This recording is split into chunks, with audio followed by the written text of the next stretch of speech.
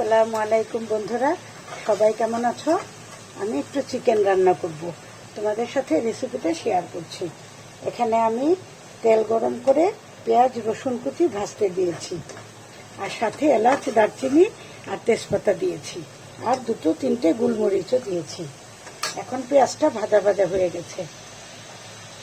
এখন আমি পরিমাণ মতো মশলা দিয়ে দিচ্ছি ধনে গুঁড়ো, এখন দিয়ে দিচ্ছি মরিচের গুঁড়ো, এখন দিচ্ছি হলুদ, জিরে গুঁড়ো, আদা বাটা, এখন অল্প পানি দিচ্ছি।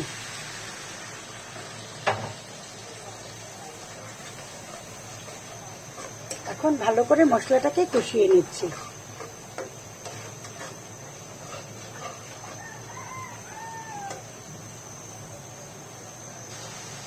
পরিমাণ মতো লবণও দিয়েছি। এখন ভালো করে কষিয়ে নিচ্ছি। মশলাটা কষালে এভাবে যখন উপরে তেল চলে আসবে তখন আমি চিকেনটা দিয়ে দিব।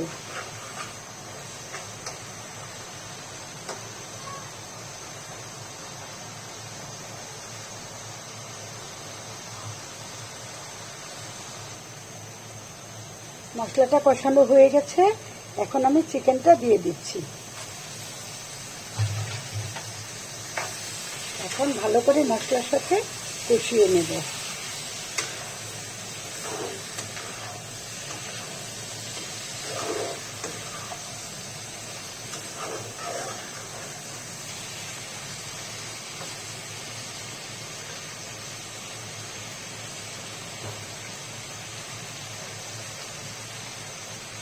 এখন একটু ঢেকে দিচ্ছি।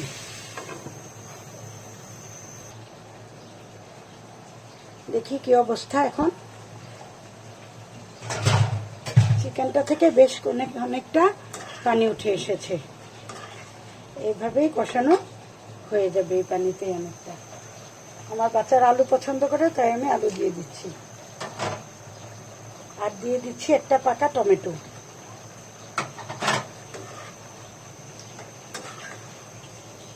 এই চিকেনটা আমি ঝোল করব না, একদম মাখা মাখা করব, তাই আমি আর পানি দেব না। আলু থেকে আর টমেটো থেকে অনেকটা পানি আসবে। এখন আরেকটু ঢেকে রান্না করছি। বন্ধুরা, এভাবে ঢেকে আমি 4-5 মিনিট রান্না করে নিয়েছি। এখন দেখি কি অবস্থা।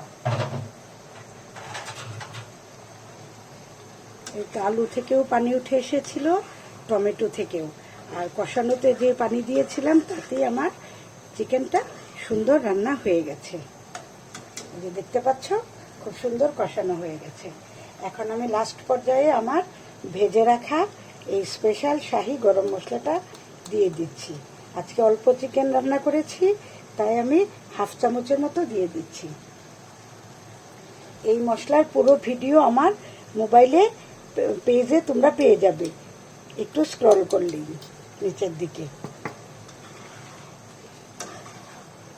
তোমরাও এভাবে মশলা বানিয়ে চিকেন বা যে কোনো গোশত আইটেম বা সবজি সব কিছুতেই তোমরা এই মশলাটা খেতে পারবে। এটা দিলে একটা সুন্দর ফ্লেভার আসে। এই তো বন্ধুরা, মশলাটাও ভালো করে,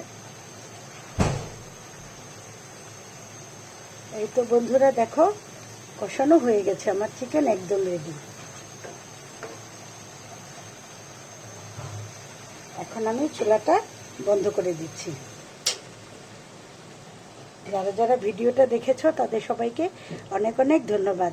আসসালামু আলাইকুম।